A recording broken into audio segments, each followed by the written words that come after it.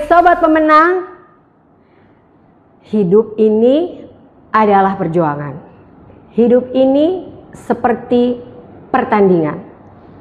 Di dalam perjuangan atau pertandingan selalu ada usaha. Saya tidak akan pernah memenangkan pertandingan ataupun perjuangan kalau saya tidak berlatih. Kalau saya tidak menyediakan waktu, dan saya juga tidak mau menaruh perhatian khusus terhadap apa yang sedang saya perjuangkan atau pertandingkan. Nah, firman Tuhan berkata soal pertandingan iman. Bagaimana setiap kita sebagai orang-orang yang sudah ditebus mempertahankan iman kita sampai akhir hidup kita. Kita tidak menjual iman kita dengan alasan apapun. Sampai pada waktu Tuhan panggil, kita berani berkata seperti Rasul Paulus berkata. Firman Tuhan di 2 Timotius 4 ayat ke-7 berkata begini. Aku telah mengakhiri pertandingan yang baik. Aku telah mencapai garis akhir dan aku telah memelihara iman. Sekarang telah tersedia bagiku mahkota kebenaran yang akan dikaruniakan kepadaku oleh Tuhan, hakim yang adil pada harinya. Tetapi bukan hanya kepadaku, melainkan juga kepada semua orang yang merindukan kedatangannya. Seluruh sobat pemenang, setia sampai akhir, setia sampai mati, pertahankan iman kita. Salam pemenang.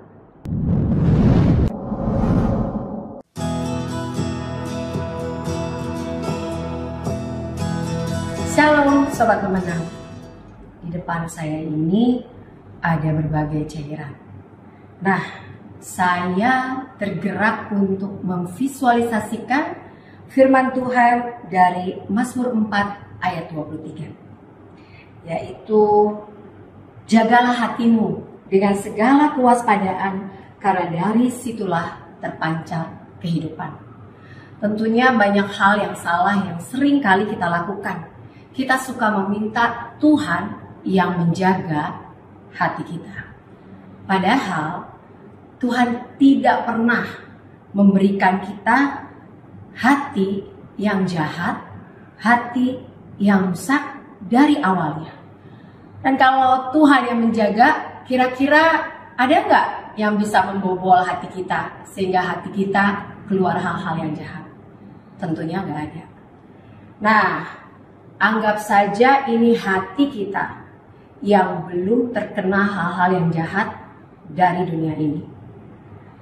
Kemudian kita mulai bergaul dengan orang yang salah. Kita mulai mengikuti pengajaran-pengajaran yang salah. Hati kita yang tadinya bersih dari Tuhan mulai kotor. Terus kita tambahkan lagi iri hati, dengki, kecewa, semakin suram, semakin gelap hati kita. Bagaimana mungkin hal-hal yang gelap bisa memancarkan kehidupan? Lalu gimana caranya? Caranya adalah bertobat. Bertobat itu artinya berbalik. Buang semua dan minta yang baru kepada Tuhan. Hati yang baru, janji firman Tuhan diberikan kepadanya. Tuhan tidak merepair hati kita. Dia memberikan hati yang baru ketika kita bertobat. Jagalah hatimu dengan segala kewaspadaan. Firman Tuhan, tuntunan pimpinan Roh Kudus. Sehingga kalau ada hal yang jahat mau masuk, dia tidak bisa masuk. Ada pengajaran-pengajaran yang benar, dia tidak bisa masuk. Dan hati kita tetap hati yang bening, yang memancarkan kehidupan. Sobat pemenang, Jagalah hatimu dengan segala kewaspadaan, karena dari sanalah terpancar kehidupan. Salam pemenang.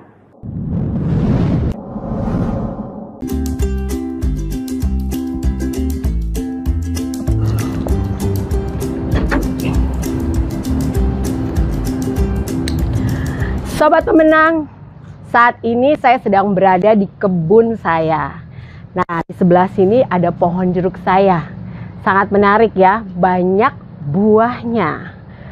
Seperti ini. Ini adalah pohon jeruk yang manis rasanya, yang setiap kali berbuah selalu saya tunggu-tunggu. Nah, sobat pemenang, ketika saya sedang berada di sini, saya teringat dari firman Tuhan di Yohanes 15. Kenapa pohon jeruk saya ini bisa berbuah banyak sekali? Yang pertama, karena ranting-rantingnya semuanya ini saya suka bersihkan. Dan kemudian saya beri pupuk. Tanahnya juga saya pastikan dia menjadi tanah yang subur. Firman Tuhan di Yohanes 15 berkata begini, pokok anggur yang benar, setiap ranting padaku yang tidak berbuah dipotongnya, dan setiap ranting yang berbuah dibersihkannya. Supaya apa? Supaya ia berbuah lebih banyak lagi. Kita kalau melekat kepada Dia, sang sumber itu atau pokok anggur itu, maka firman Tuhan juga mengatakan, barang siapa tinggal dalam aku dan aku dalam dia, ia berbuah banyak. Sebab di luar aku, kamu tidak dapat berbuat apa-apa. Di luar Tuhan, kita tidak dapat berbuat apa-apa. Sobat pemenang, jadikan menit-menit di dalam kehidupan kita adalah menit-menit di mana kita berbalik kalau kita jauh dari Dia. Supaya kita berada kembali pada tempatnya sebagai ranting-ranting yang melekat erat kepada pokok anggurnya. Dan inilah janji firman Tuhan di Yohanes 15 ayat 7. Jikalau kamu tinggal di dalam aku dan firmanku tinggal di dalam kamu, mintalah apa saja yang kamu kehendaki dan kamu akan menerimanya. Jadikanlah firman Tuhan ini sebagai alarm setiap hari, setiap saat di dalam kehidupan kita, supaya kita semua menjadi pemenang yang kembali lagi melekat kepada Bapa kita. Salam pemenang.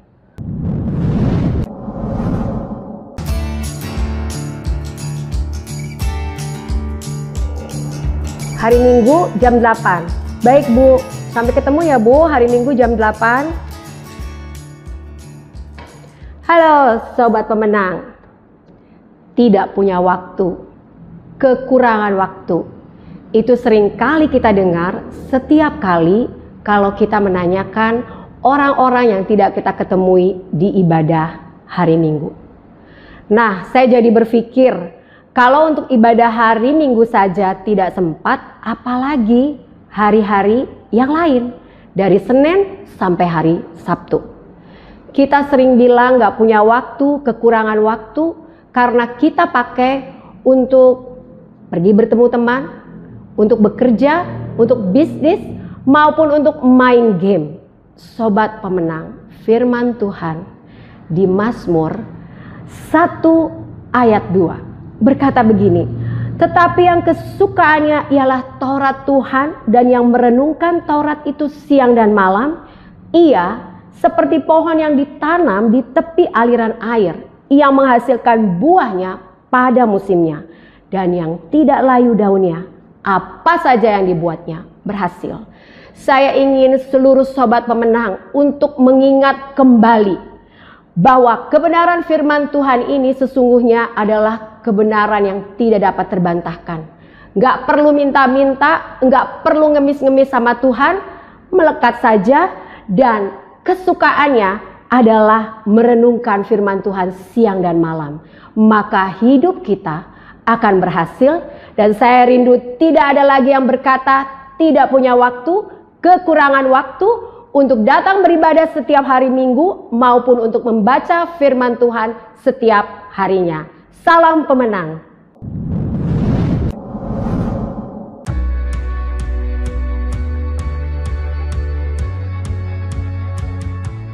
Di bulan Agustus ini kita memasuki bulan kemerdekaan, dan kita harus ketahui sebagai anak-anak Tuhan, kita sudah dimerdekakan dari dosa. Dan kita sekalipun sudah merdeka dari dosa, bukan budak atau hamba dari dosa, kita harus ketahui kita menjadi hamba Allah. Karena itu kita harus tunduk kepada Allah, tunduk kepada perintah-perintahnya, dan kita terus mengabdi kepada Allah seumur hidup kita. Di bulan Agustus ini, biarlah kita terus setia kepada Allah, mengabdi kepada Allah. Salam pemenang.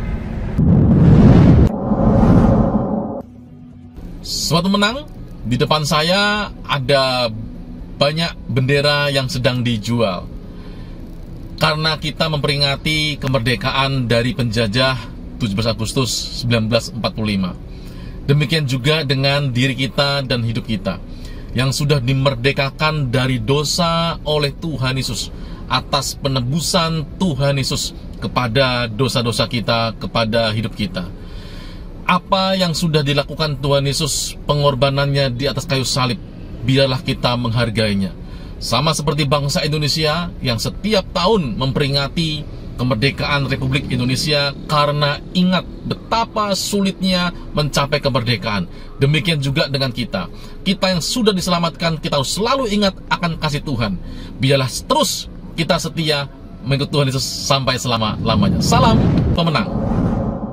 Sobat pemenang, kita saat ini sedang merayakan ulang tahun atau Dirgahayu Republik Indonesia yang ke-78. Dan kalau dikonversi ke usia manusia, tentu sudah sangat tua. Pertanyaannya adalah, ketika Indonesia sudah merdeka dan sudah membangun sampai sedemikian rupa, pembangunan manusia rohani apa yang bisa kita berikan kepada Tuhan?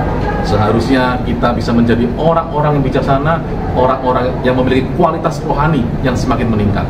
Dan biarlah di hari ini kita bisa terus mengingat kemerdekaan Indonesia, dan juga terus berkualitas rohani kita untuk terus semakin serupa dengan Kristus. Salam pemenang.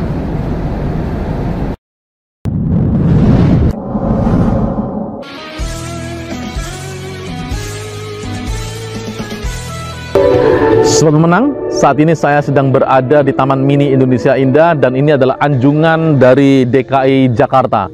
DKI Jakarta merupakan ibu kota negara Indonesia, dan sekarang ini sedang disorot oleh dunia karena polusi yang begitu luar biasa, menempati urutan nomor 1 di dunia polusi udara di DKI Jakarta.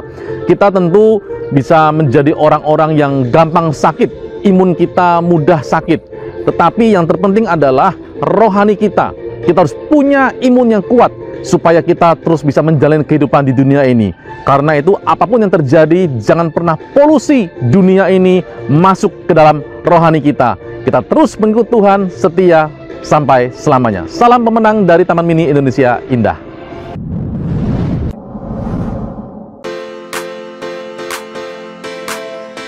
Sobat pemenang, saya berada di Taman Mini, khususnya tepatnya di Rumah Adat Lampung. Indonesia luar biasa, punya bermacam-macam budaya, termasuk rumah-rumah adat.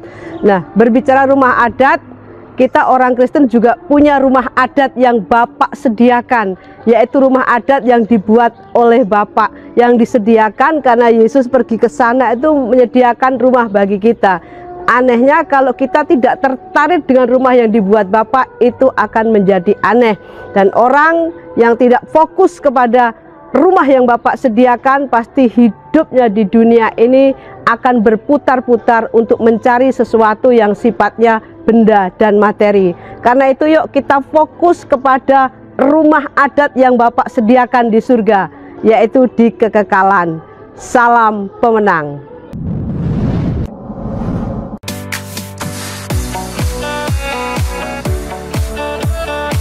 Sobat pemenang, kita saat ini berada di Anjungan Provinsi Lampung di Taman Mini Indonesia Indah, dan kita melihat bahwa ciri khas dari Lampung adalah gajah, di mana seekor gajah itu memiliki kekuatan yang luar biasa. Dan falsafah dari masyarakat Lampung adalah peseng giri, yang artinya tidak mudah menyerah, tidak mudah patah semangat. Dan kita sebagai anak-anak Tuhan di dalam Kristus juga harus sama. Kita tidak boleh menyerah, kita tidak boleh putus asa menghadapi kesulitan di dalam hidup. Mengapa? Karena kita punya Tuhan Yesus yang senantiasa menyertai kita. Karena itu, tetaplah setia mengikut Tuhan sampai selama-lamanya. Salam memenang dari Provinsi Lampung, Taman Mini Indonesia Indah.